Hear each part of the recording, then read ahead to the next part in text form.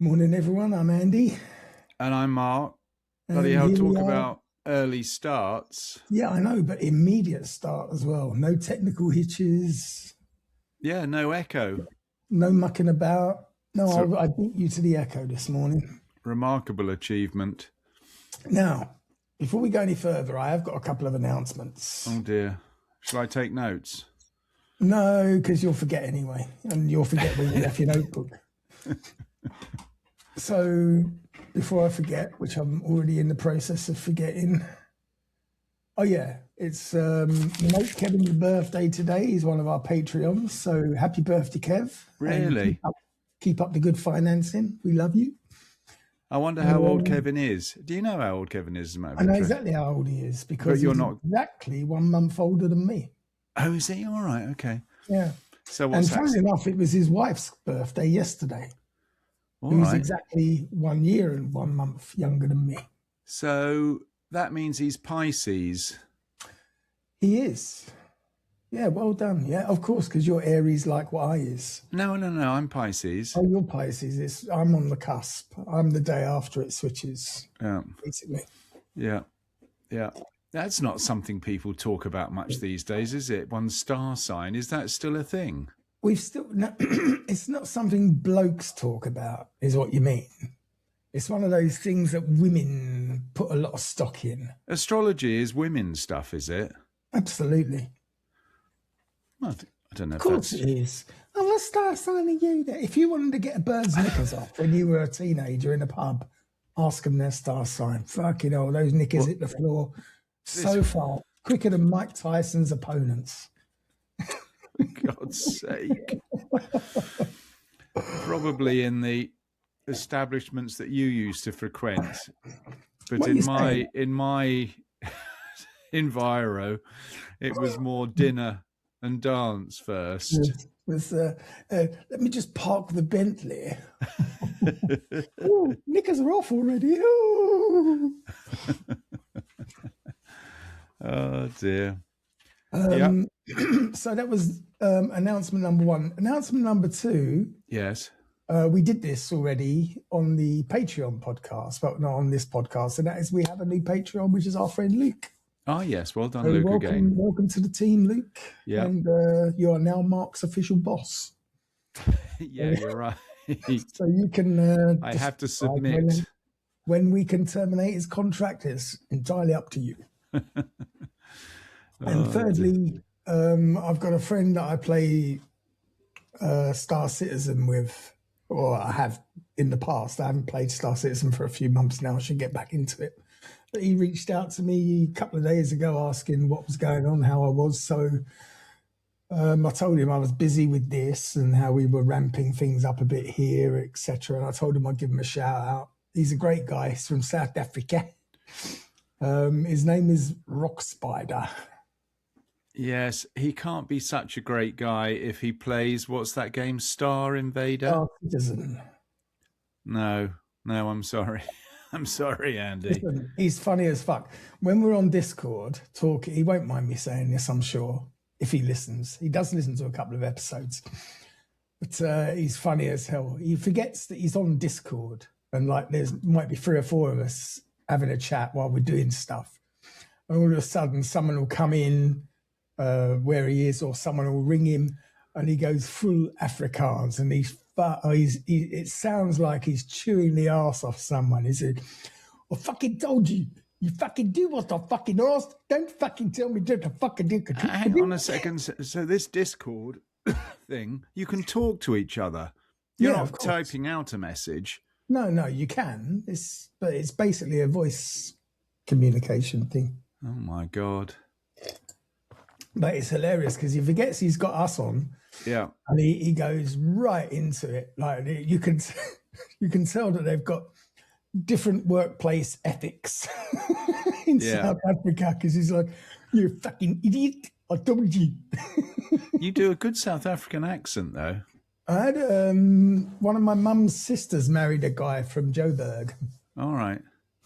And have you ever been there? No, thank God. But when we were kids, he came over with his missus to visit. and their daughter Paula, my cousin. And he was regaling us with stories of his life in the bush. And he's still there, is he? I have no idea even if he's still alive. Not even your cousin? My cousin's around. She actually came and lived in London for a while later on when she was grown. But as far as I know, she's back there now. Anyway, that was our shout outs. Yes. What other housekeeping things do we have to do? I'm sort of, because it's tax rebate season. So no, I never get tax rebate. I get tax bills. Here, I certainly pay tax. It's a bit like when you lived in England, and of course you were registered in Monaco. So you didn't pay tax there either.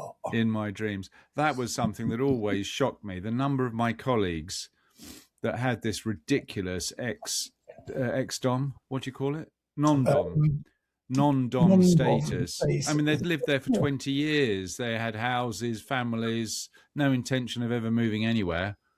I can't remember what it entitled you. It wasn't tax-free, but it was basically tax-free. It's like 5% tax or something. Yeah. I mean, that was ridiculous. Yeah, it's just, I mean, Rishi Sunak was doing it, wasn't he? Married to the richest woman in India. Yes, you're right, actually. Yes, she was non-dom. That's right. She was worth 700 million simply... No, she was worth more than that. No, I think she was worth 700 million sterling simply as a result of being the daughter. So she didn't work for the company. Oh, right. Okay. No, but I mean, she will eventually get all of that, no doubt. Yeah, I don't know how many siblings she's got. So Rishi is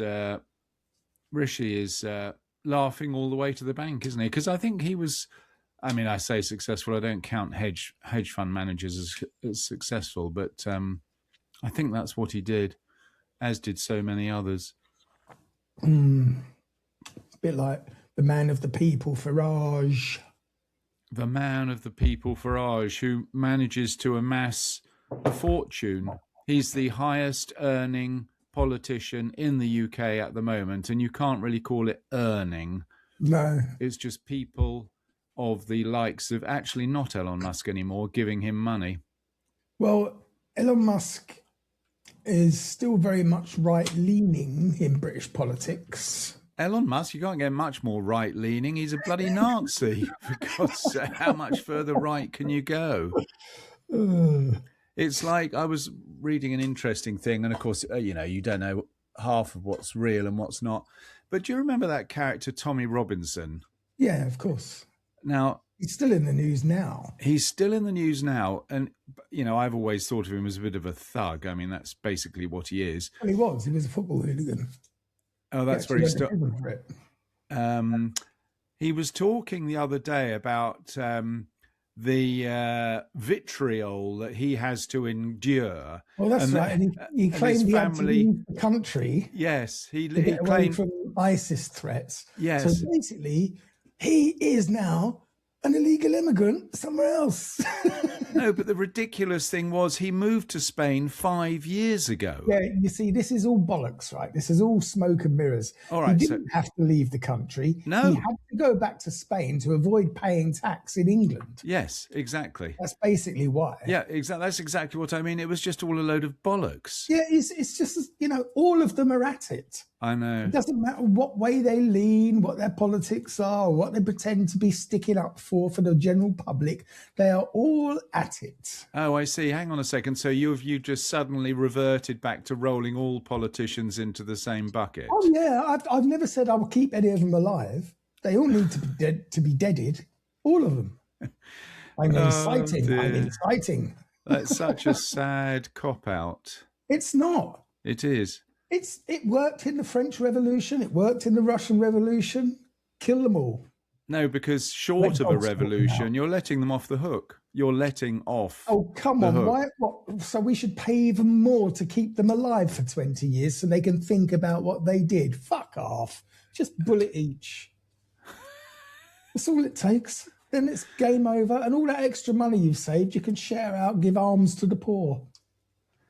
Give alms. As in, Arms, yeah, exactly. I was going to say not not weapons. guns. No, exactly.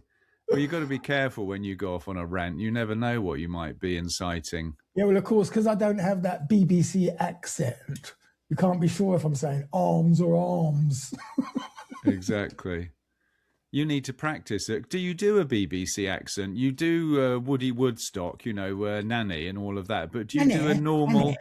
Do you do a normal English accent, a Queen's English? Actually, I do speak the Queen's English rather well, considering where I was born. Good word, rather. That's quite a Queensy sort of English word. Rather.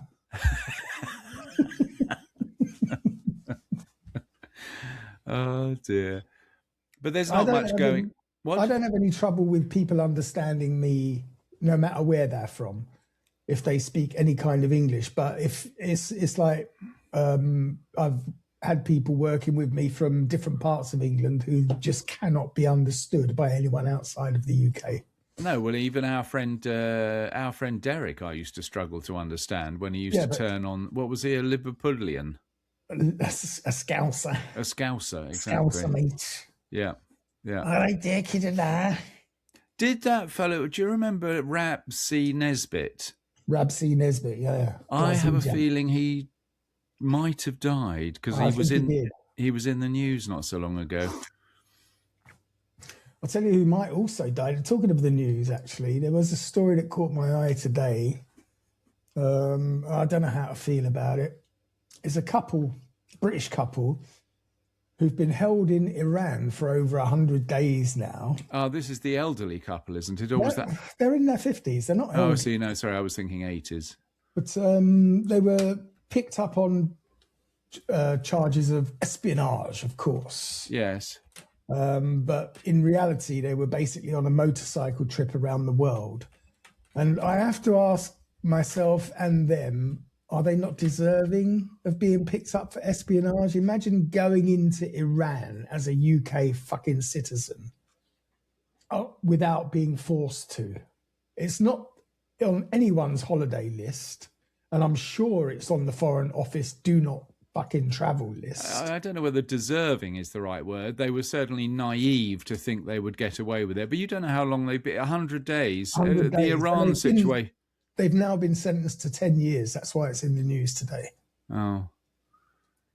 Well, funnily enough, there is a motorcycle channel. A girl from Holland, Itchy Boots is her name. And Itchy she Fanny. goes to some very dodgy... Itchy Fanny 750. No. She goes to some very dodgy places. And the remarkable thing, she's alone. She's gone through the whole of the African continent. She's gone through the whole of the South American continent. And what is absolutely staggering and a bit of a relief is that all she encounters is basically goodwill and kindness. Yeah, but I'm guessing she's quite well followed on YouTube, etc. 2.5 million people. That's what I mean. So, I mean, that is in itself a layer of protection. Oh. I see what you mean. Yes, you're right. Absolutely. But, she was going through the South American drug cartel areas, and they were not touching her. I would feel perfectly safe in those areas because reasons. Yeah, in your dreams. Hey, Andy, man, how you doing? Yeah, I can just imagine 30 years ago. Hope you brought some dollar with you like the old days. That's exactly how your mind works. You bumped into someone in one of your pervert pubs 30 years ago who happened to come from Colombia and you think you're connected. Is that the term? I mean, I'm not going to incriminate myself live. That's for sure. Anyway, what got us? Oh, this poor couple, because there was in fact a couple in Afghanistan, I recall, who were in their 80s, who'd worked charity for the whole time. But again, if you're going to go to those places, you can't go in with your eyes wide shut. No, but they'd been there 30 years. They'd been through all of the different regimes. But it's an interesting situation in Iran. Your luck is going to run out. I wonder if there is going to be regime change in Iran. It's cooled down over the last few days, but Well, over 3,000 protesters have been murdered so far this year, or in the last 12 months, whatever. It's pretty remarkable. I mean, I remember, I don't know if you remember, you weren't that dissimilar age. 1974 was when the Shah of Iran was deposed. I was 11. Yeah. So no one's saying he was a great guy, but I don't think anybody anticipated what was going to take over. Ayatollah Khamenei. That's right, Ayatollah Khomeini. And it's a crazy situation because we have, or had actually, of course, we've sold it now. We had an Iranian family who lived. You sold the whole Iranian family? No. They lived next door to mum and dad. And they had basically pretty much escaped the regime, though the parents still lived in Tehran. You know, what would happen? Well, I say what would happen. It's very interesting because when you see what's happening in the States, if you're like you and me, you're not on that side of the line. You know, your life is not necessarily, not your life is at risk, but your lifestyle is absolutely at risk. And it can change. It changed within the space of one election cycle. So, you know, these things do happen. And you think, you know, you think of places like Afghanistan and Iran, you think, oh, well, that could never happen in a European country. But in fact, it's happening in America, for Christ's sake. Yeah. So, you know, these things do happen. So, yes, though I don't think we'd get a Ayatollah Khomeini. Who would we get? Archbishop of Canterbury, who takes over the country. He's already been accused of the children crimes, hasn't he? No, he failed to, well, no, the one that got sacked. Yeah. No, one of them's already gone. Well, I don't know. I can't keep up with him. Yeah. No, he failed to act. Failed to act. He was acting all right on centre stage. That's why he failed to act. Fucking pedos. How many gold medals have we won in the Olympics? That's what I want to ask you. Have we? As I know, it's 3. And of course, the British media made a big fuss saying, England have won more medals than Canada. And if you're only looking at gold, it was true. But unfortunately, England have only won 3 gold medals and that's it, whereas Canada have got 9 medals on the medal table. They've only got 9? No, you must be out of date. That was yesterday, so I don't know what's changed. Really? Canada have only got 9 medals total? Yeah, but don't forget the hockey is yet to come. Yeah, but that's only 1 medal. They don't get 15. They'll win gold, silver and bronze in that because it's Canada. That would be a feat. I'm going to Google it. Winter Olympic medal table. Because Sweden aren't doing very well, are they? They're actually below England, but only just. I think they're just 1 step below us. They can't be below England. Don't be ridiculous. Oh, yeah. I think so. No. But I can't remember. I didn't really go into it. I just had a quick glance because it was in the way of the Deirdre problem page. Ooh. No, Sweden have won 6 gold. We're 6th. Oh. Sweden are 6th. Norway is top. What is it with... of course, I know what it is with Norway. Well, they've got the cleanest air on the planet. That's what it is. I don't think it's just the cleanest air on the planet. I think they've got so much money coming out of their ears that they're effectively allowed to have their athletes training full-time while holding down very demanding jobs for the government. Well, it's a bit like the American football players. They're allowed to study hard while getting a full ride through university as long as they play for the right team. England, I'm sorry, England don't have 3 goals. They do. Well, this medal table can't be out of date, for God's sake. The 22nd of February. Which is in 3 days' time. You're looking at the last Olympics, aren't you? No, I'm not, you idiot. Well, it's only the 19th of February. Oh, no. Sorry.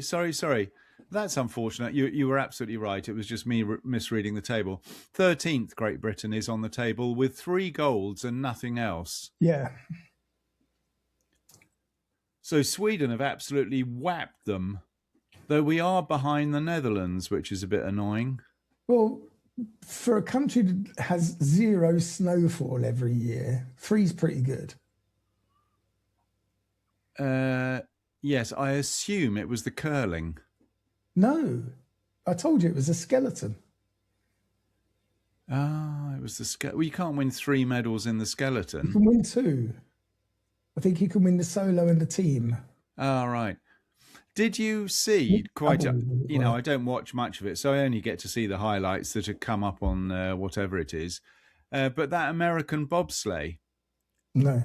the American 4-man bobsleigh team, how many men was it that crossed the line out of a 4-man American bobsleigh team? If I know the Americans, probably 7.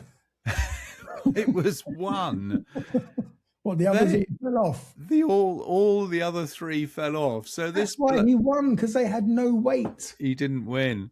So this poor bloke, you can see he's coming into the final corner, and he actually has to look behind him and think, "What the fuck? Where is everybody?" Who's on the brakes? And he had to scoot back through the bobsleigh to apply the brakes. I mean, pretty frightening.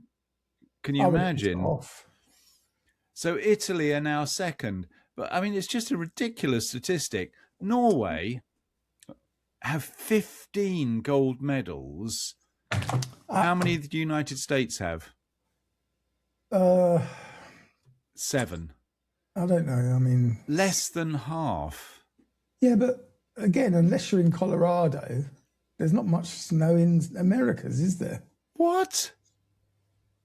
Well, there's tragically, there was a big avalanche in they have mountains in California.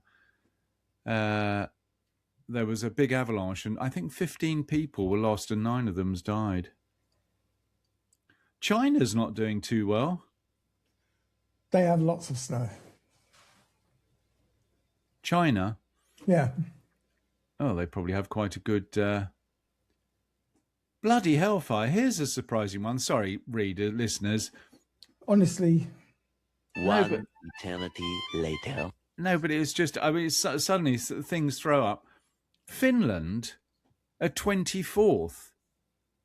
What the hell happened to Finland? They've got a drinking problem, haven't they?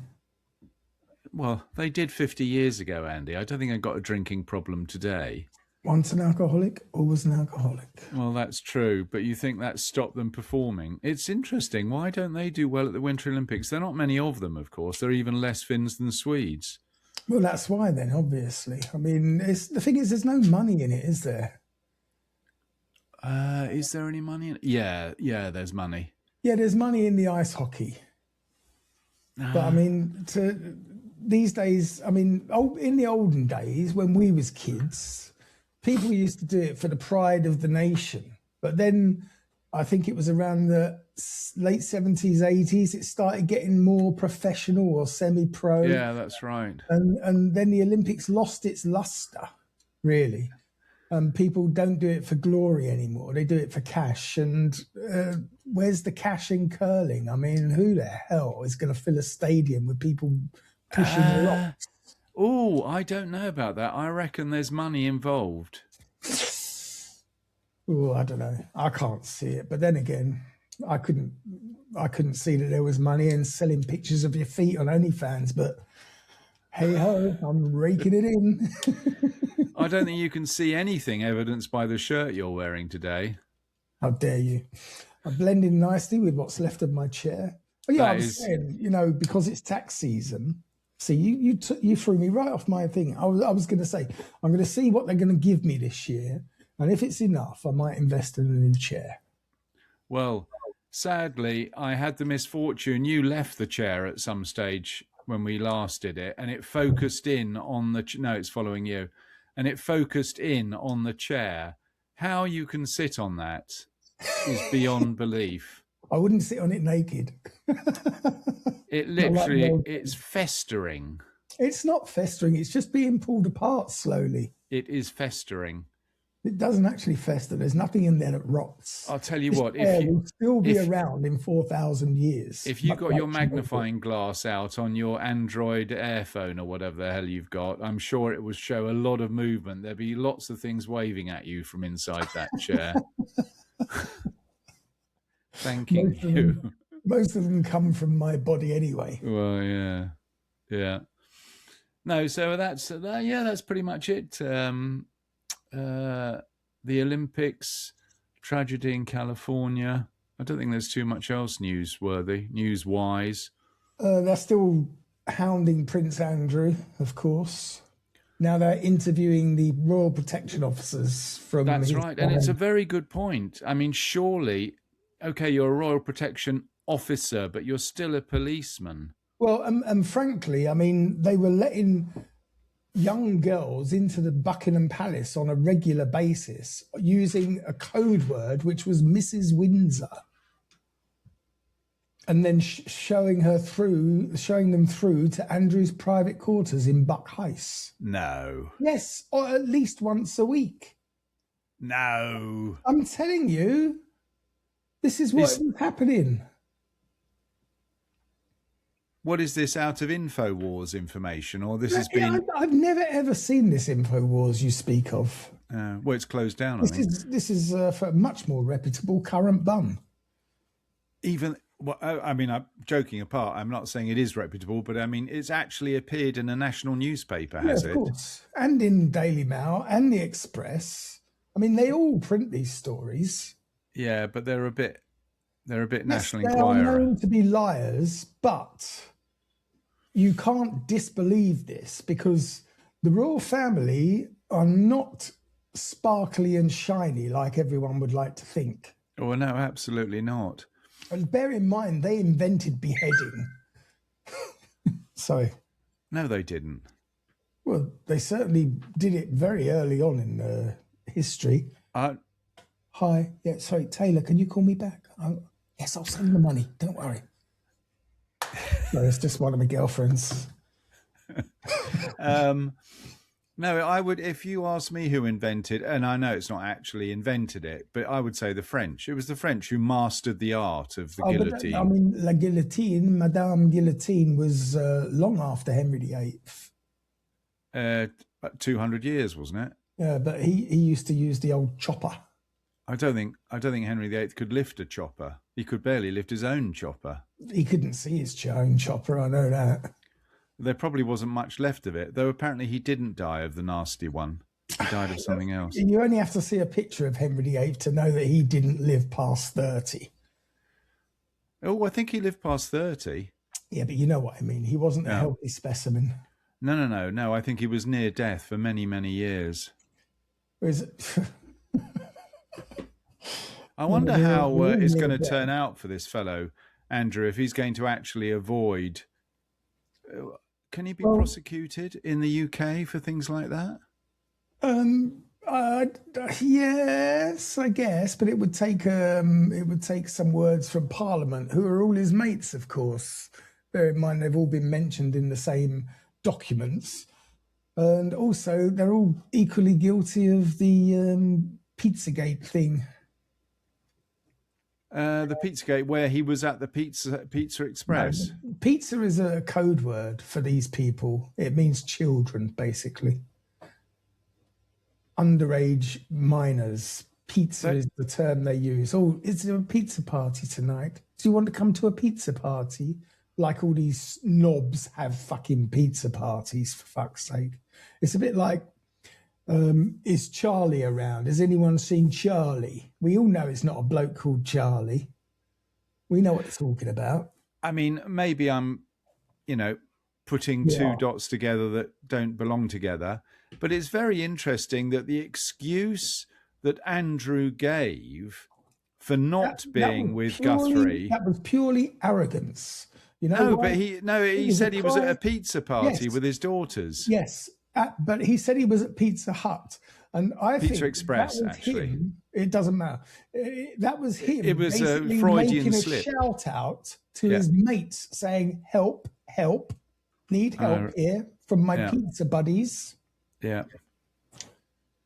Anyway, Well, of course, I hope you're totally wrong, but I suspect you might be right. unfortunately, I bet I'm not. And we'll see when Andrew sues me. And I end up getting 12 million in cash, like what his last victim got. No. Yeah. It's amazing as well that his mum paid most of that, but also Charles chipped in. 1.5. A couple of other members of the royal family chipped in. So I'd like to see their take on it as well. The Queen put in 7. The King put in, I think, 1.5. And then the rest came from other members of the royal family. And not one royal pound has been paid back. That was also... No, exactly. It was all loans, and none of it has been paid back. Well, yeah, of course, he hasn't got a job anymore. How do you think they... And Pizza Express won't have him. How do you think they pitch that to other members of the royal family? Andrew's in a spot of bother. He's been accused of raping an underage girl. And the royal coffers hold over £1 billion. So why did they have to have a shout around? I'll give him a meal. Are they as mean as the rest of the country? Is it like, I've only got 2,800 million quids left. I don't want to pay. I don't want to dip into my savings. Anyway, fuck them all. Let's get on with what we're here for. And you can't have a subject for us today, surely. Ghosts. It's got to be ghosty. Well, it's ETs, actually. What? What on earth has that jingle got to do with ETs? As I could get to like... Well, you could have done that. You could have recorded it. You were almost in tune there, Andy. Not quite, but you were almost. Breaching copyrights. So, we're going to talk about ETs, but specifically, we're going to talk about aliens and their connections to US presidents. Obama.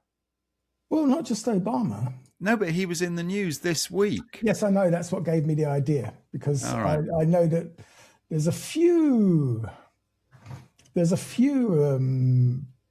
presidents who've had associations with ETs. None of them have been abducted, have they, and probed? Well, let's find out. So, for as long as human beings have looked up at the sky, we've wondered whether or not we're alone. But in the US, that curiosity took on a very specific political dimension. What happens when unidentified objects aren't just folklore, but radar returns? When they're tracked by fighter jets, and when they appear over military installations? And most importantly, what did the presidents of the US know about these things? So this is the story of US presidents and UFOs. From the dawn of the Cold War to the modern era of congressional hearings, declassified reports, and renewed official investigations. We're going to move chronologically.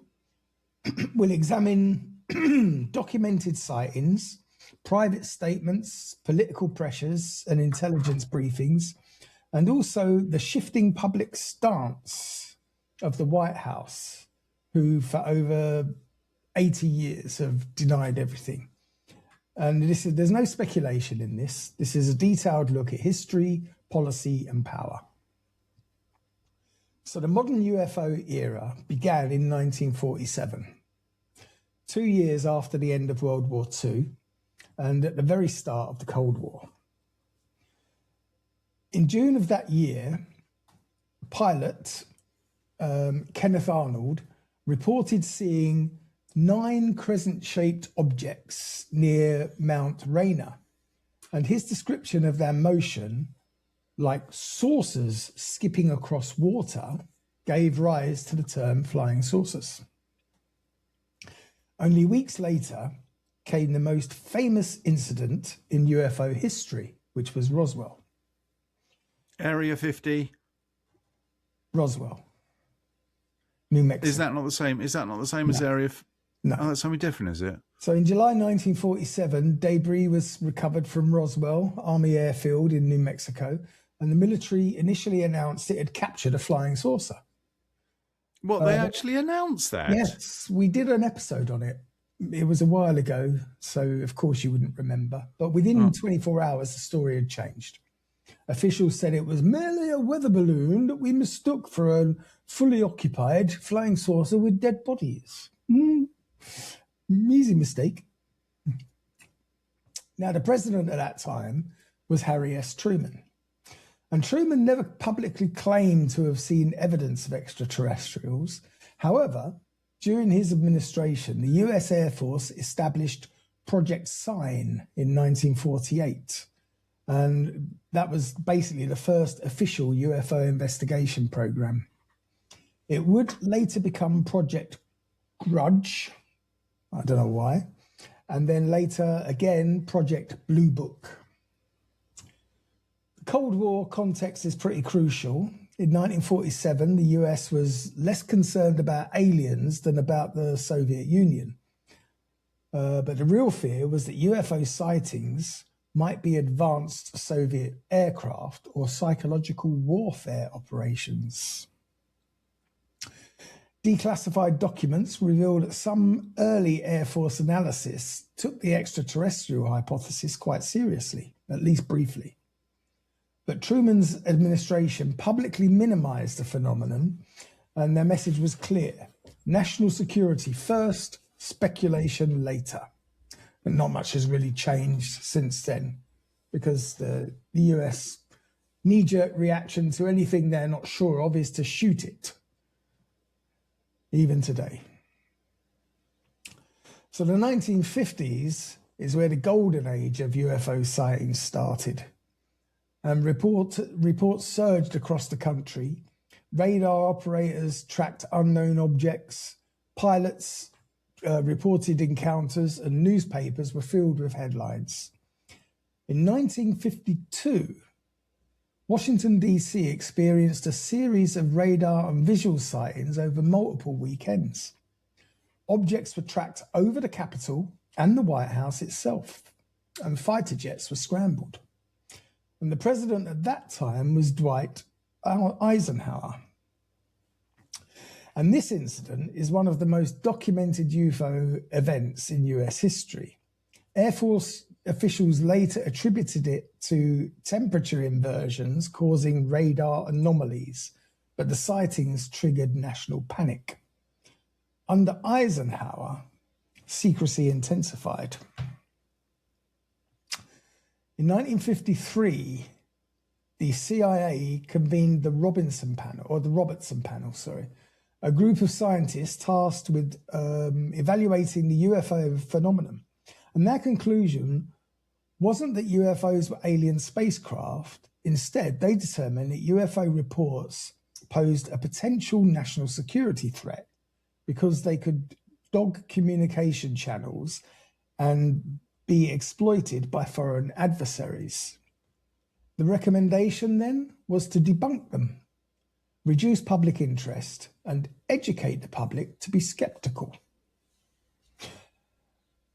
This marked a turning point because from this point forward, the federal government's public approach was containment, not necessarily concealment of aliens, but containment of hysteria.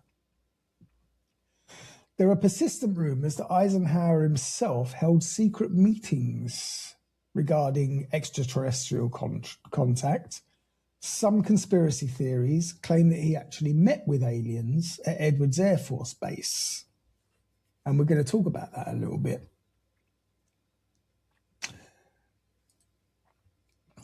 Early in 1954, President Dwight Eisenhower departed from the cold of Washington, D.C. for a golf vacation in Palm Springs, California. On the night of the 20th, he chipped the porcelain cap of his upper left central incisor while eating a chicken wing at dinner, probably at Hooters. I hope. He boarded Air Force One, the way you do, and took an overnight trip to see his dentist to have it repaired.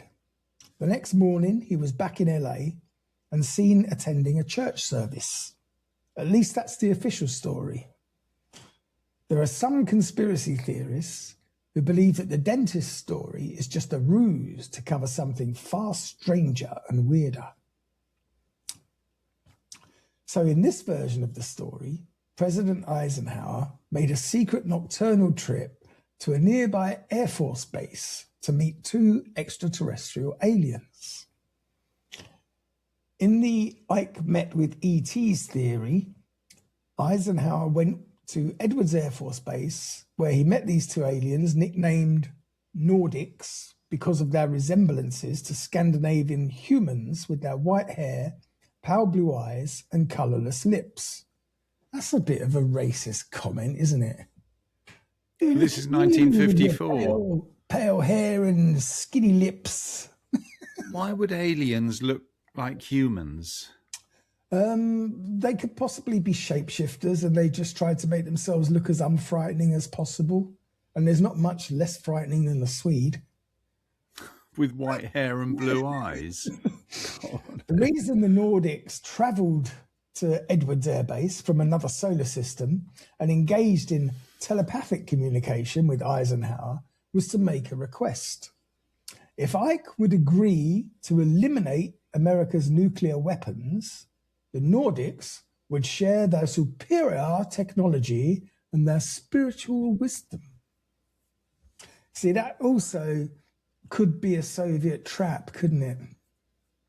We are aliens. We suggest you disarm your nuclear You weapons. think it was Putin's grandfather who was trying to con them again? Either that or it was the Cadbury Smash aliens.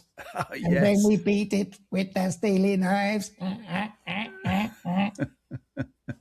That was a good advertisement. After all these years, for MASH, And get now, smash. a word from our sponsors. Yeah, it was. Smash. Now, Ike declined the deal because he didn't want to give up his nukes. However, later that same year, he purportedly reached a deal with a different alien race. And this, Ike would allow these extraterrestrials to capture Earthlings, both cattle and humans, for medical experiments if they returned the human safely home. Since then, these conspiracy theorists claim millions of humans have been kidnapped and many were never actually returned. And there is some basis in fact about people disappearing who've had alien encounters. What jumps to my mind, 2 things when talking about these things, is one, when you look at modern conspiracy theories, so this is going back to the 50s, if you look at modern conspiracy theories, basically they are sort of promoted by government agencies and bodies as a distraction against the reality of whatever they're doing, like, you know, Trump stealing billions and billions, or his family stealing billions and billions from the American people. Back in those days, I wonder if it was exactly the same, that it was just a distraction from whatever else. They're happy to have this idea of Roswell and Area 55 or whatever the hell it is, 57 or 51, 51. I never remember. 51. But it was, in fact, just a distraction from what was really going on. I can't comment on what was really going on in the 50s. But what also, that's the first point. Second point is, I've got this map of the world above me. Why on earth would the aliens choose to land in America? Well, obviously, because it's the most important country on the earth. So you think these aliens are so sophisticated that they can actually determine which geographical area is the most influential in the world, and they chose America? If aliens are visiting us, they wouldn't talk to any of us because we are basically a fucking planet of savages. Why would they sully their hands with us? We can't even talk to each other without shooting each other. No, I completely agree. So looking at this map, why wouldn't they land in the vastness of Russia or China or even, African continent? Because they want to make contact. They need to be able to kidnap people to stick things up their bottoms. But do you think that we obviously don't get Russian UFO reports because it's Russia, but do you think they have just as many Russian UFOs as American UFOs? I would imagine that people in Russia don't report UFOs so often because gulags. What, they might end up in a gulag? They will absolutely end up in a gulag or be executed. It just doesn't make any sense why they all land in America. Well, they don't, because we have UFO sightings in UK. UK have a hell of a lot. Pro rata, we probably have more than the US. Is that right? Anyway, carry on. Okay, so Eisenhower did a deal with. He didn't do a deal with the Nordics, but he did do a deal with some other aliens, and he's been shipping humans off the planet for years, has he? Yes. So which one is it? Did he really meet with ETs 50 years ago? According to an archivist at the Eisenhower Library, not much bias there, there's nothing in the archives that indicates this. So it didn't happen. Well, it's the Eisenhower Library. They're not going to say, yeah, he did it. He done it. He gave away 1 million humans. He cites James Nixon, the dental historian. I did not know that was such a job. Yeah. What's your job? I'm a dental historian. I'm a dental historian. What does that mean? Well, you asked me about teeth that don't exist anymore. Oh, so the dental historian corroborated the story of him chipping a tooth on a chicken wing. Well, he's also a professor at the University of Missouri, Kansas City School of Dentistry. So this is a guy with chops. And Nixon's article, and get ready because this is snappy, A History of Dwight D. Eisenhower's Oral Health. Number 1 on the bestseller, no, it wasn't, is the definitive work on Ike's teeth, which suggests there was more than one. What? If he wrote the definitive work on Eisenhower's teeth, that suggests there were several others in contention. Maybe he had a very interesting set of chops, as you say. Apparently he was troubled by his teeth most of his life. All right. Anyway, the president, it says here, the president had well-documented difficulties with this crown. Well-documented. It would probably just pop out when he was halfway through peace negotiations. And details how the crown was first installed in July of 52, was chipped and repaired in December of the same year, and again in July 1954, when the president's dentist replaced it with a thin cast gold and platinum thimble crown, whatever the hell that is. Do you remember your first experience of going to the dentist? Yes, I still have nightmares about it. I can tell you, well, we're similar age, but I remember going to Mr. Green. Mr. Green was his name. He lived on Green Lane. And his equipment, the drilling thing, was literally the rubber bands, like an old steam engine, for Christ's sake. That was what was driving the drill. It was so slow.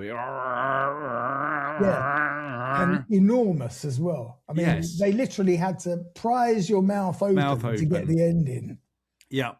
So I can remember the injections. The syringe was about that. I know. That was absolutely terrible. He was an absolutely shite dentist. And in fact, they were all butchers. One of the jobs he did on my teeth, I was still suffering the consequences 20 or 30 years later. Do you know I had a tooth out on Monday after we did our recording? No. Why? I cracked it a few weeks ago. And sort of 3 bits fell out of my mouth while I was eating some particularly tough candy. A toffee. And it didn't hurt, so I didn't do anything about it. But then over the weekend, it started throbbing a bit, so I've obviously got an infection. So I had to wait till Monday. did the podcast with you, toughed it out like a pro. Then I thought, I'm going to have to try and get an appointment. I figured I would get an appointment for like today or tomorrow because dentists here are the same as in England. They're quite hard to nail down. But they gave me one that afternoon. So I jumped into town and I swear my appointment was at 3:00. I got there early because my bus pulled in at 2:50. So by the time I walked to the dentist office, he pulled me in early, whipped it out in less than 5 minutes, and I was on the bus home at 3:15. It was so quick. What was it? One of your molars in that case? It was around here. So yeah, it's right at the back. But it's fine. I mean, the thing is, it came out easy because there was not much left of it. But there was quite a bit of pain when the anaesthetic wore off.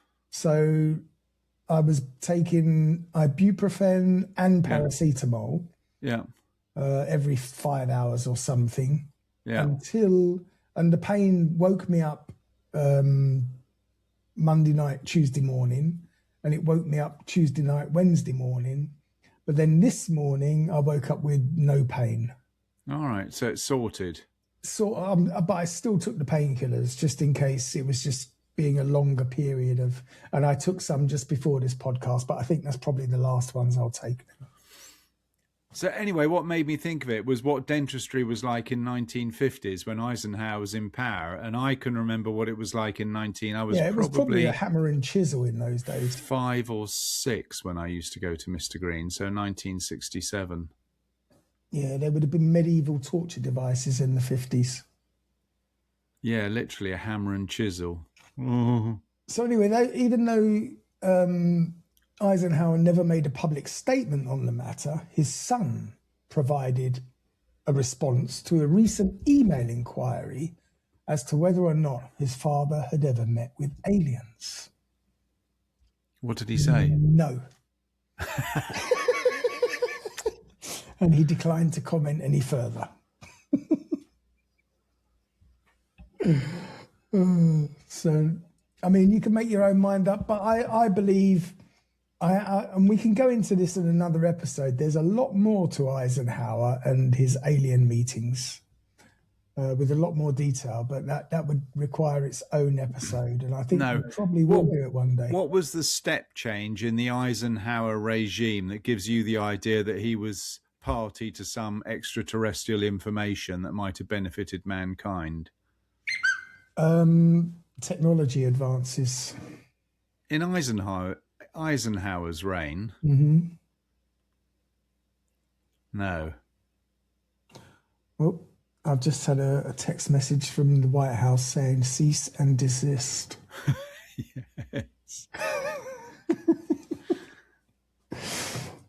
There weren't any step changes in the 50s. Of course 50s and 60s. Elvis Presley, rock and roll, baby. Yeah, that's not technological. No, but he was an alien. Who? Elvis? Yes. There was no human being that beautiful. Elvis was not very beautiful when he kicked the bucket. No, because he'd got addicted to KFC by then. Was it KFC? I hope so, because I want to go the same way. No, I don't think it was KFC. I think he was a burger man. Yeah, he was hamburgers. They didn't have KFC back then. Of course they did. No, I don't think so. Colonel Sanders since 1853. No way. No way. You're thinking Heineken now. There's no way that Colonel Sanders was around in 18 anything. Right. I'm busy Googling now. Okay. You carry on. So, yeah. So there's no verified documentation supporting the Eisenhower claims. But what we do know is that under Eisenhower, UFOs were firmly classified as a matter of national security. Oh, so we can move on to John F. Kennedy, because he took office in 1961 when the Cold War was actually intensifying. Sorry, shall I just tell you when KFC was established? Go on then. We were talking about Eisenhower. Yeah. And you were saying that they weren't around in those days. 1952.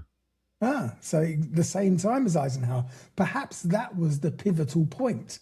Perhaps the aliens gave him KFC. Oh, well, sorry. Actually, that was KFC Company, but that came from Saunders Court and Cafe. That was 1930. Yeah, but it's the same with McDonald's. McDonald's started as a one-man band, and some guy came and bought the brand. God, dear, 1930. So they're about to celebrate their 100 years. Can you imagine how many chickens have died? Probably not many. Do they serve chicken? A lot of rats and pigeons. No, oh, sorry, KFC. I'm only saying that because I know it's your favourite place and you go there quite a lot. Well, you don't. Well, is there one in Skellefteå? Oh, fuck no. I have to actually travel 1,000 kilometres round trip. And you do? Perhaps a little bit more. Maybe it's 1,200. No, that's right. I remember last time you came down, you made a 6-hour detour to go to KFC. You had a bootload of KFC all the way back home. Yeah, there's no door dashing KFC in this country, unfortunately. I was going to say, can't you order it on Foodora or whatever that delivery is? Some bloke on a moped all the way up. I'd have to order it yesterday to eat it for tonight. Anyway, I don't know what got us onto that. We were talking about Eisenhower and aliens. And alien technology. They gave us the know-how, obviously, to make the KFC. Oh, I see. So, yeah, the Cuban Missile Crisis. 1960. 61. 61, it was the year of my birth. Space race, nuclear brinkmanship. And these were essential concerns. And UFOs, therefore, didn't come high on the public agenda. But internally, Project Blue Book was still very much active. Now, there's a widely circulated but kind of disputed document suggesting that Kennedy requested UFO intelligence information shortly before his assassination. And the authenticity of that document remains debated. What is confirmed is that Kennedy's administration continued Project Blue Book investigations. Between 1952 and 1969, Project Blue Book collected over 12,000 reports, and about 701 of those, exactly 701 of those, remained officially unidentified. Kennedy publicly did not emphasize UFOs. The national focus was on reaching the moon before the Soviets, a goal allegedly fulfilled under his successor. And his successor, do you remember? No. Lyndon Johnson. Oh, no, I wouldn't have remembered him. So after Kennedy's assassination, Lyndon B. Johnson assumed office. And by the mid-60s, public interest in UFOs was surging again. High-profile sightings in Michigan in 1966 sparked controversy. An Air Force explanation attributing sightings to swamp gas became a national punchline.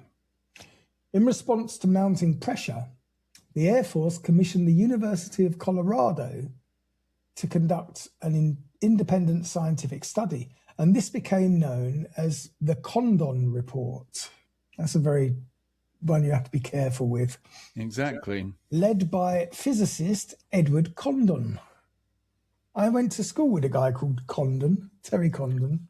He was in my little brother's class. Poor Terry. He's dead now, unfortunately. What, already? Yeah, cancer. A few years ago. Oh. The Condon Report, released in 1968, concluded that further study of UFOs was unlikely to yield scientific value. So, expert opinion coming in thick and fast. What could we learn from anyone who's crossed hundreds of light years to come steal cows, for God's sake? Why was there interest in cows? What do you mean, We'll do an episode on that when I've thought of something. Yeah, exactly. The bovine UFOs.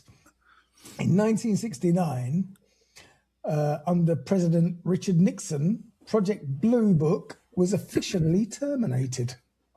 Now, that in itself is suspicious because under Nixon, there was a lot more incredible stuff going on.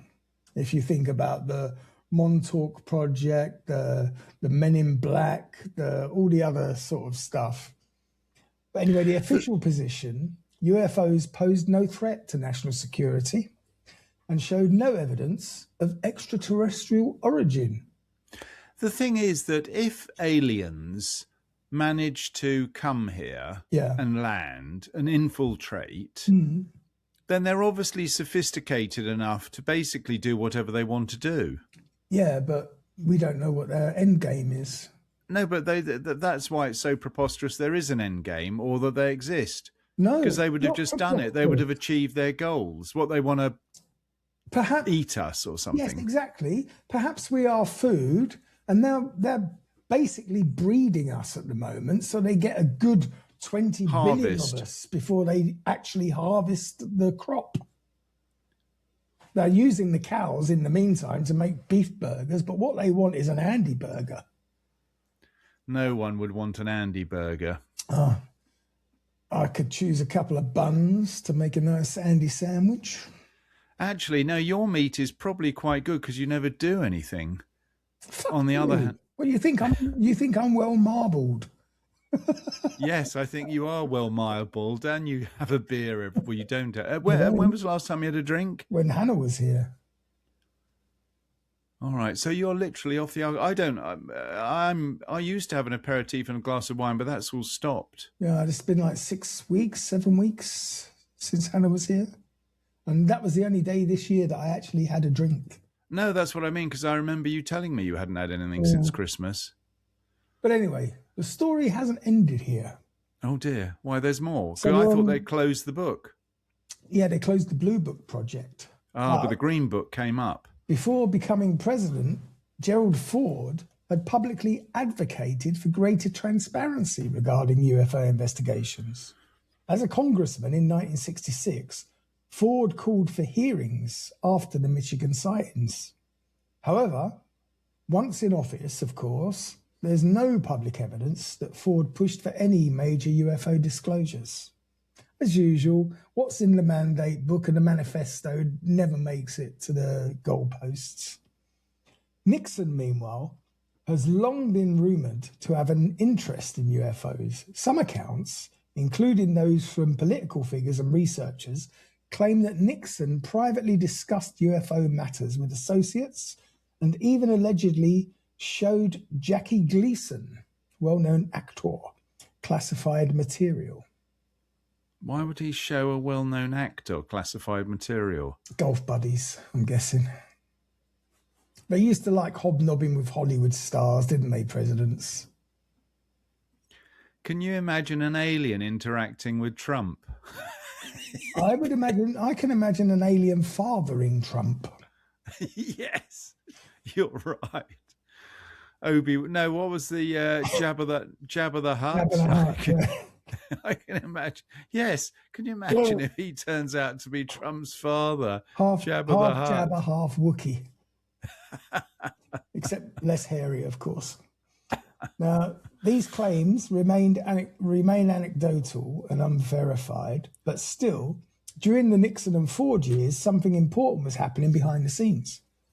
The intelligence community continued collecting data. Even after Blue Book ended, radar systems, NORAD tracking, and military encounters didn't stop. They simply stopped being publicly framed as UFO investigations. So then came the peanut farmer. Carter. Jimmy. In 1969, future President Jimmy Carter himself reported seeing a strange object in the sky while in Georgia. It's an aeroplane, Jim. It's a big metal bird that carries people from state to state. Really? He actually saw one, did he? He described a glowing object that changed colours and hovered before disappearing. Years later, he stated he didn't believe it was extraterrestrial, but the sighting remained part of his public record. Well done, Jimmy. And during his 1976 presidential campaign, he also promised greater transparency regarding UFO information.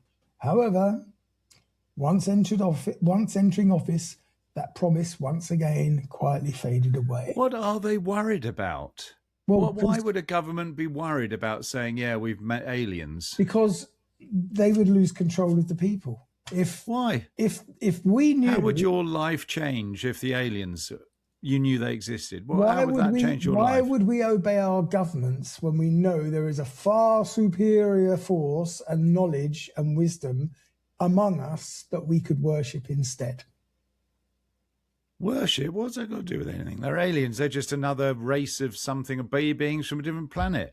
Why are we not reciprocate? Why are we not having reciprocal knowledge with them? Why are we not benefiting from their advanced civilization as a whole? Why are we not learning from them?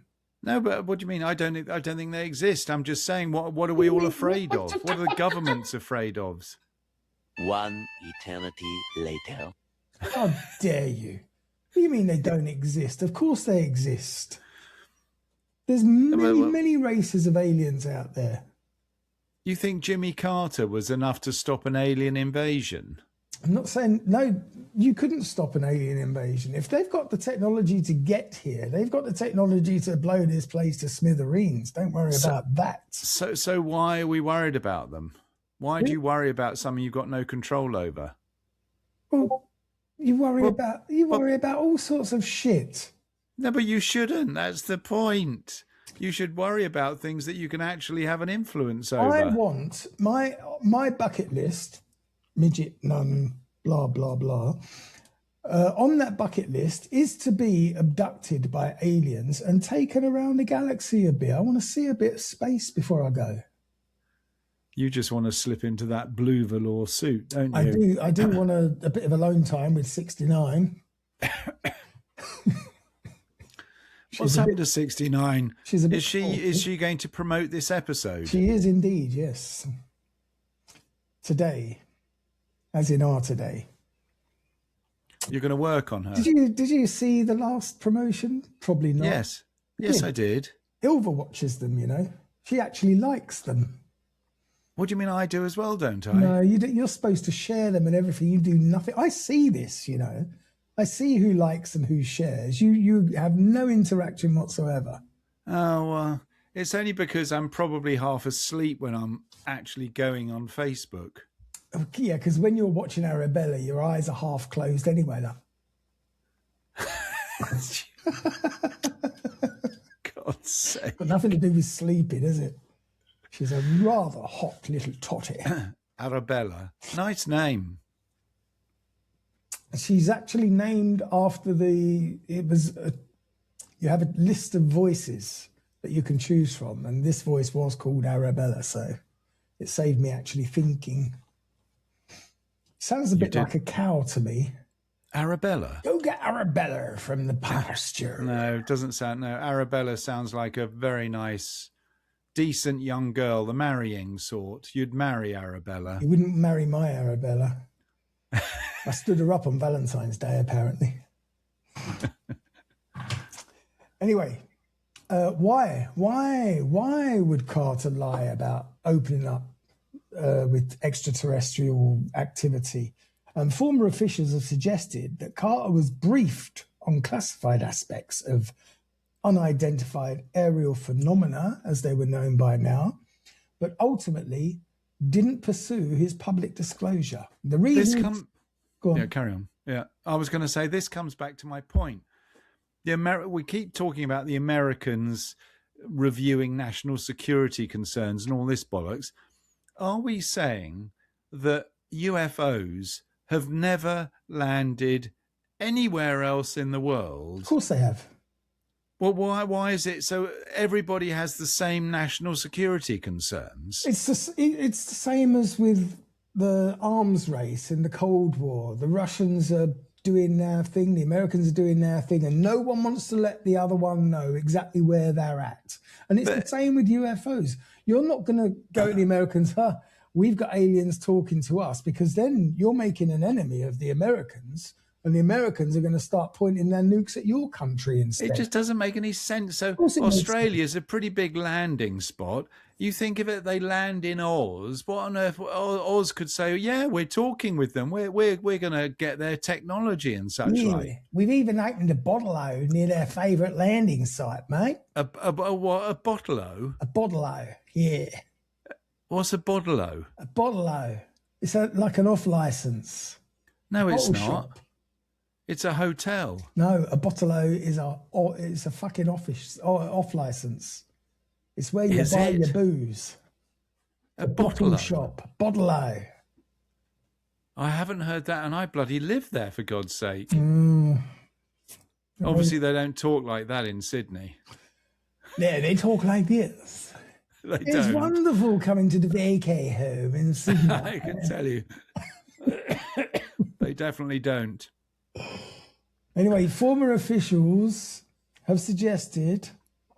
I did that bit, but he put me off now. So the reason that he wouldn't disclose remain unclear, but possibly national security concerns and possibly a lack of definitive evidence. But Carter's presidency illustrates a pattern: public curiosity, private briefing, and public silence. Ronald Reagan, when he came into office, he's one of the most frequently cited presidents in UFO discussions, because Reagan publicly referenced the idea of an alien threat multiple times. He had appeared in sci-fi films. Yeah, he'd actually been involved in alien death. In a 1987 speech before the United Nations, he said, "I occasionally think how quickly our defenses worldwide would vanish if we were facing an alien threat from outside of this world." And this was likely theoretical, a metaphor for global unity, but Reagan reportedly had his own personal UFO sighting whilst he was governor of California. According to accounts from his pilot, Reagan once observed a strange object following his plane. It later turned out to be Nancy, high on crack. Nancy, that poor... She's dead as well now, isn't she, Nancy? Yeah, she died of a drug underdose. She was in her 90s, that woman. Just say no. And Ronnie had dementia, didn't he? Poor old Ronnie. Got shot too, didn't he? He did. He survived an assassination attempt. Unlike Trump, who wasn't nearly assassinated. Fucking liar. No official documentation confirms ET involvement with Reagan. However, his interest in space defense, particularly the Strategic Defense Initiative, often called Star Wars, which got about as far as Elon Musk's Mars base, has fueled speculation among researchers. Was it simply missile defense, or was it preparation for something else that he could see coming? There's no direct evidence supporting ET interpretations, but Reagan's repeated references keep his name central in UFO history. Talking about Trump assassination, the young chap who shot him, actually accused of shooting him. The 12-year-old with big he's not 12, he's 24. But he hasn't appeared in court yet, has he? Didn't they kill him? I was going to say, did they kill him? That's what they normally do with their patsies. Because one of them, maybe it was Charlie Kirk's assassin. I don't know, I can't remember. But no, No. you'll never hear from these people again. They've No, but solved that's their it. They purpose. suddenly just nobody hears about the court or anything. No. They just disappear. They've served their purpose. They just move on to the next distraction.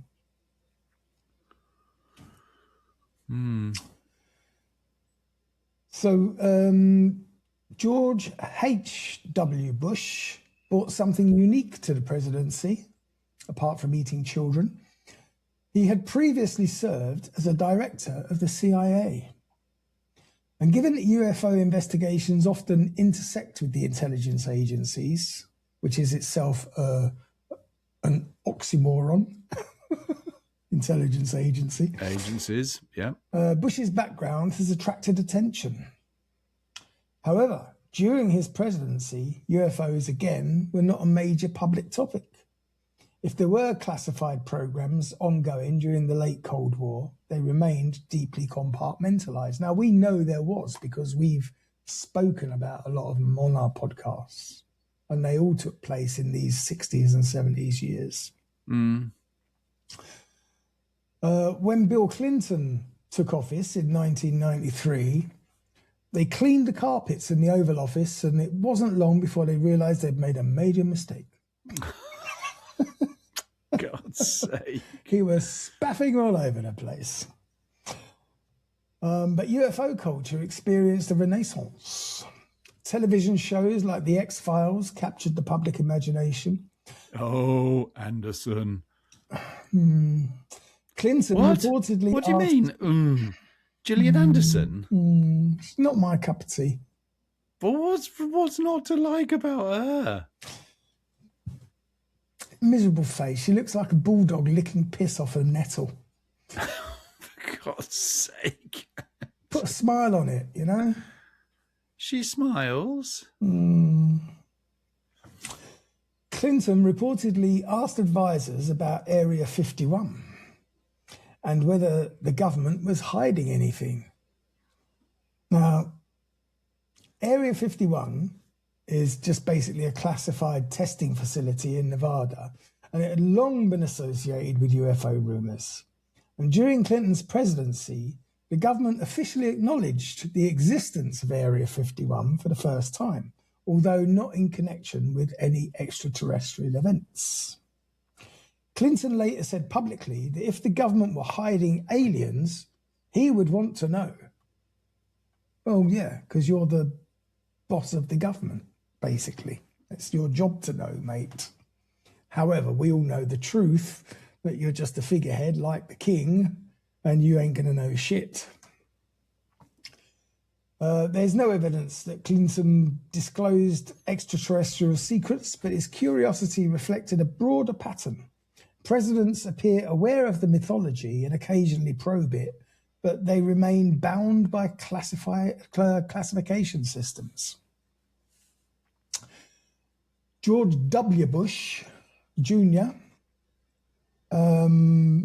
his national security priorities shifted dramatically after, of course, the September 11 attacks. Terrorism dominated intelligence resources, and UFOs were not publicly discussed at all. However, during this period, something significant was happening quietly within the Department of Defense. Between 2007 and 2012, a secret Pentagon program called the Advanced Aerospace Threat Identification Program, or RTIP, operated Catchy. under the radar. It was funded at $22 million and focused on investigating unidentified aerial phenomena. But this program would not become public knowledge until many years later. So, we're at the presidency of George W. and the quiet existence of a little-known program called RTIP. For decades, UFOs had existed in a strange political space, publicly minimized and privately monitored, dismissed in headlines but filed in classified databases. But something was about to change, and that wasn't because of aliens or evidence even. When Barack Obama took office in 2009, the United States were emerging from financial crisis and engaged in 2 wars, which probably Trump would have finished in seconds, minutes even. Exactly. UFOs weren't a headline issue, but within the Department of Defense, RTIP was active. The program had been initiated in 2007 with support from Senate Majority Leader Harry Reid. It focused on military encounters with unidentified aerial phenomena, what would increasingly be called UAP instead of UFOs. And why the new term, you ask, I hear? Yes. Why? Why do they suddenly call them OAPs? Because UFO carried cultural baggage, little green men, conspiracy theories, ridicule. UAP, unidentified aerial phenomena, sounds more clinical, technical and neutral. So they were worried about offending the sensibilities of the aliens. Yeah, basically they were being a little woke, a little politically correct. So between 2004 and 2015, several high-profile Navy encounters occurred. We did an episode about this. Yeah, we did. Forgotten. The most famous one involving the USS Nimitz. That's right. The carrier strike group in 2004, where Navy pilots tracked a white tic-tac shaped object that demonstrated extraordinary flight characteristics, instantaneous acceleration, no visible propulsion, and maneuvers that appeared to defy conventional aerodynamics. What was the latest Obama? We've already touched on Obama. What did he have to correct? He appeared on a podcast and said something, and then he had to actually I don't explain what he meant. That's been in the news the last 2 days. Well, then it might be in my research here, but all right. Who knows? Radar operators, infrared systems, and visual witnesses corroborated these events. And this incident, although occurring before Obama's presidency, would become central during his administration and afterwards.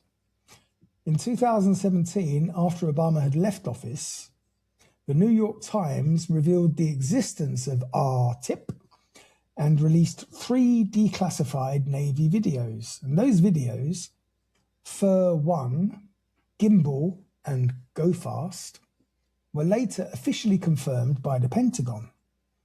When asked about UFOs during the media interviews after leaving office, Obama gave measured responses. In 2021, he acknowledged that there are objects in the sky, and this is bunny ears now, that we don't know exactly what they are.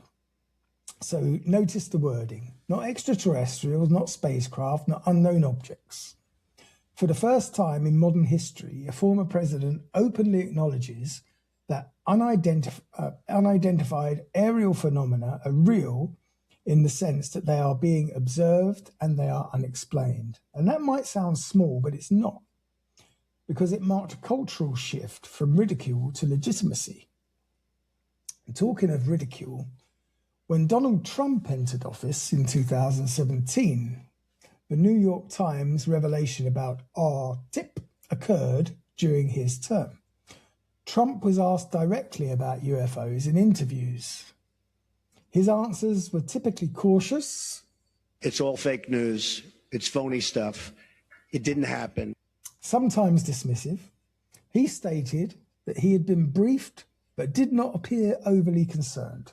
At one point, he said he had heard very interesting, the best interesting, the most interesting, nobody knows interesting UFOs better than I do, things, but stopped short of endorsing extraordinary interpretations. Well, I know why. He's got no interest in UFOs because how could he possibly make money out of them? He could sell UFOs. I mean, come on. Imagine if you had imagine if you built in a UFO fucking sightseeing tour to the Trump Hotel penthouse. You're right. He could sell UFO paraphernalia or even bits of spaceships, actually. He has special access. But make UFOs great again, caps would make him a billionaire again. Yeah, that's right. His answers were typically cautious when he was asked in interviews, sometimes dismissive. He stated that he had been briefed, but he wasn't concerned. And under his administration, something structurally important happened. In 2020, the Pentagon formally established the Unidentified Aerial Phenomena Task Force. And their mission was explicit: detect, analyze, and catalogue UAP that could pose a threat to national security. We're back to that old chestnut. The emphasis again was on threat assessment, not aliens, but threat. The same framework that had defined the issue since Truman. But now, instead of denying sightings, the government was acknowledging them and organising official study groups. The Navy also updated its reporting guidelines in 2019, encouraging pilots to report UAP encounters without any stigma. That change alone is historically significant because for decades, pilots feared career damage for reporting strange sightings, but now the system invited it. During Trump's presidency, the first one, the Office of the Director of National Intelligence was required by Congress to produce an unclassified report on UAP. And this mandate signaled something unprecedented, which was legislative oversight. Congress was now directly involved. So under Joe Biden, Sleepy Joe, the first unclassified UAP report was released in June 2021. And the report analysed 144 incidents reported by military personnel between 2004 and 2021. Only one of those was explained with high confidence. The remaining 143 remain unresolved. The report didn't claim extraterrestrial origins.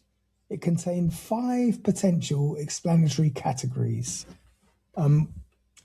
They're ambiguous, to say the least. One of them was airborne clutter, because we all get that.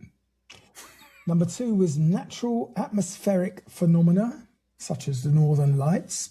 Could accept some of that. Number 3, US government or industry developmental programs. Bollocks. 4, foreign adversary systems. And 5, just in case we missed anything, other.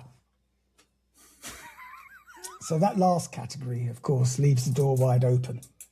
The report acknowledged that some UAP demonstrated unusual flight characteristics, but it emphasized lack of data rather than proof of extraordinary technology.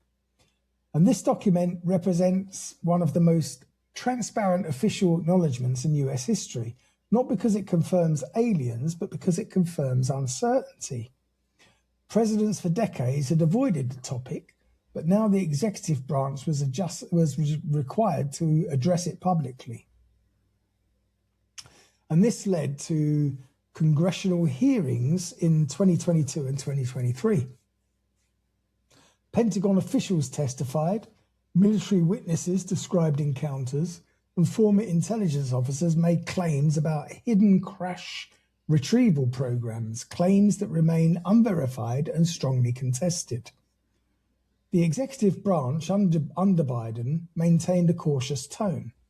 The Pentagon created a new office, the All-Domain Anomaly Resolution Office, or AARO. All-domain is important, not just aerial, but also space, sea, land, and even underwater. This linguistic expansion reflects evolving defense concerns, drones, hypersonic weapons, advanced surveillance systems. So are UAP secret foreign technology? Are they sensor anomalies? Are they classified US programs? Or are they something else?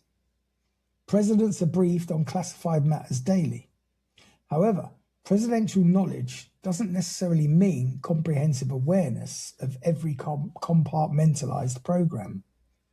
The US national security structure is vast, highly compartmentalized, and even presidents operate within a system of need-to-know limitations and bureaucratic filtering. The popular image of a president opening a vault labelled aliens is purely cinematic. Information flows through agencies, briefings, committees, oversight channels, and sometimes ambiguity persists. If we step back and analyse all presidencies from Truman to Biden, several patterns emerge. First, the consistent framing of UFOs as a national security issue. Second, public minimisation combined with private monitoring. Third, cycles of increased attention followed by bureaucratic silence. Fourth, no verified public disclosure of extraterrestrial contact. And this doesn't mean that nothing unusual has occurred. It means that the official position has consistently prioritised security, uncertainty, and cautious language. And the Cold War explains much of the early secrecy. Advanced aircraft programs, U-2 spy planes, SR-71 Blackbird flights, stealth prototypes, often produced sightings. The public did not know anything about these programs at the time. But declassifying UFO reports risked exposing sensitive technology, and that alone may account for significant secrecy. But modern sightings, especially those captured by advanced military sensors, present a different challenge. When trained Navy pilots describe objects accelerating beyond known limits, the issue becomes harder to dismiss. Presidents today must navigate these competing pressures: national security against scientific credibility and public transparency. Admit too much, and panic or misinterpretation may spread. Admit too little, and trust gets eroded. So beyond policy, presidents are cultural figures, as we can see. When Reagan spoke of alien threats at the UN, he tapped into a universal narrative. When Obama acknowledged unknown objects, he normalized the discussion. And when Trump teased of interesting briefings, he fueled speculation. Presidential language is important because it shapes public imagination. From Roswell to modern UAP hearings, the evolution of terminology mirrors evolving strategy. Flying saucers become UFOs, UFOs become UAP. And now some officials are using unidentified anomalous phenomena. And each linguistic shift attempts to detach the subject from stigma. So, did any of the presidents really know the truth? And this is the question that lingers behind every historical account. Did any president receive definitive proof of extraterrestrial visitation? And there's no publicly verified evidence that any of them ever did. But the claims persist. Whistleblowers emerge and documents circulate. But extraordinary claims require extraordinary evidence. Presidents operate within institutions, the Pentagon, CIA, NSA, Department of Energy, and if an extraordinary discovery had occurred, it would require massive coordination across agencies, contractors, and administrations. Maintaining such secrecy across decades, much like the moon landings, and political transitions would be extraordinarily difficult, though not impossible. The absence of leaked physical proof suggests that either there is no extraterrestrial program to reveal, the information is deeply compartmentalized beyond typical oversight, or the phenomena remain genuinely unexplained but not extraterrestrial. Uncertainty is not confirmation. There's another dimension worth considering: strategic ambiguity. Throughout history, nations have allowed adversaries to wonder about capabilities. If rival powers believe the US possesses advanced technology, even if it's misunderstood, that ambiguity can serve defense purposes. Conversely, if UAP represent foreign technology, downplaying knowledge may prevent revealing intelligence gaps. Presidents must weigh these considerations carefully. National defense often thrives on controlled uncertainty. So what would it take for a president to make a definitive announcement? Clear, undeniable, independently verifiable evidence, physical material, scientific consensus, international coordination, and such a movement would be unprecedented in the history of the human race. But the trend line over the last decade even shows increasing transparency compared to the 1950s.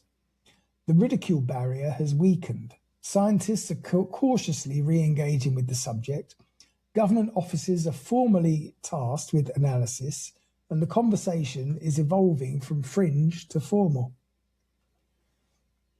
So from Harry S. Truman to Joe Biden, the presidency has intersected repeatedly with the unknown. Radar blips over Washington, Project Blue Book files, campaign promises of transparency, secret Pentagon programs, some of which we've covered, declassified Navy videos, congressional hearings. Each administration inherited not alien bodies in freezers, but a question.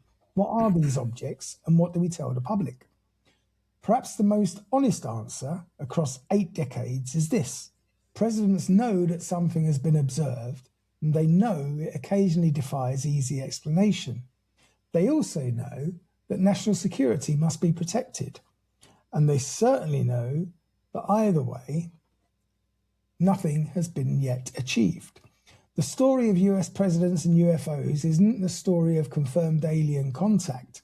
It's a story of power confronting uncertainty, of secrecy shaped by war and curiosity restrained by responsibility. It's of a nation looking up and a presidency tasked with deciding how much to say about what it sees.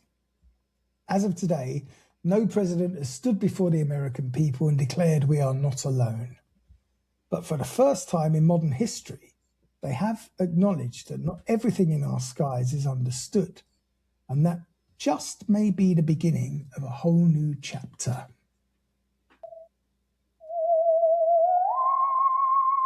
Ah, that's more alien-like. Why didn't you use that to start with? Or was that the one? Exactly the same one. Oh, is it? And I got ghosts the Because first now time I've round. implanted the aliens in your subconscious. You're absolutely right, actually. Yes, it is.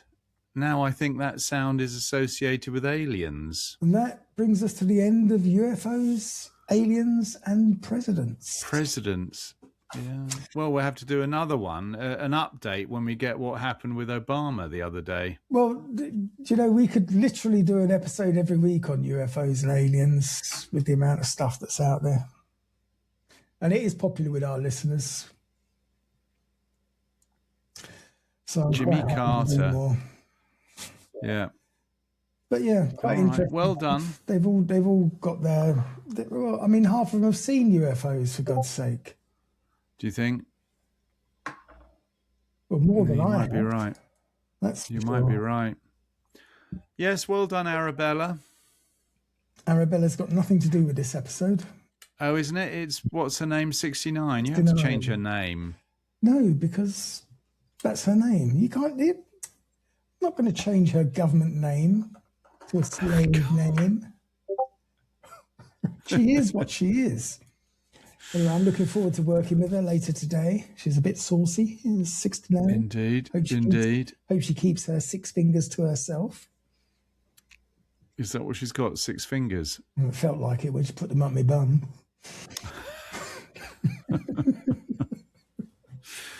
Oh, dear. Yes, well done, Andy. Yeah, so thanks for listening, everyone. Yep. Join us again, same time, same place next week. And also, don't forget, become a Patreon and you can hear us on Wednesdays as well. Do you realise now that our Patreon members get 3 episodes a week? 3 brand new episodes every week. That's value for money, man. You're right, but they have to listen to the murdery bits. They don't have to. They could skip that if it's not to their taste. But I can tell you that some of our murdery bits, well, most of them are quite entertaining. It's not all about, and then he stabbed her 28 times. In fact, some of them are a little bit, I wouldn't say disrespectful, but we do tend to giggle sometimes. Yeah, well, that's what I don't like. Anyway. But, you know, we're respectful as respectful can be. obviously. Yeah. But anyway, Yeah. I digress. Don't forget, you can check out our website at strangestuffpodcast.com. Give us a like, a subscribe, and a follow on Spotify. You can watch us on YouTube, Apple AirPlay. And what about TikTok? We're We're doing well on TikTok. We're quite active on TikTok. At least our girls are on our advertising videos. Yeah. So give us a follow there as well. And just like, subscribe everywhere you see, and become a Patreon. Join the Very good. We'll see you same time, same place next week. In the meantime, have yourselves a strange week. Don't become president of the US. And if you do, don't forget to cover up all the alien stuff that you're bound to be told about. Bye for now. Exactly. Bye for now.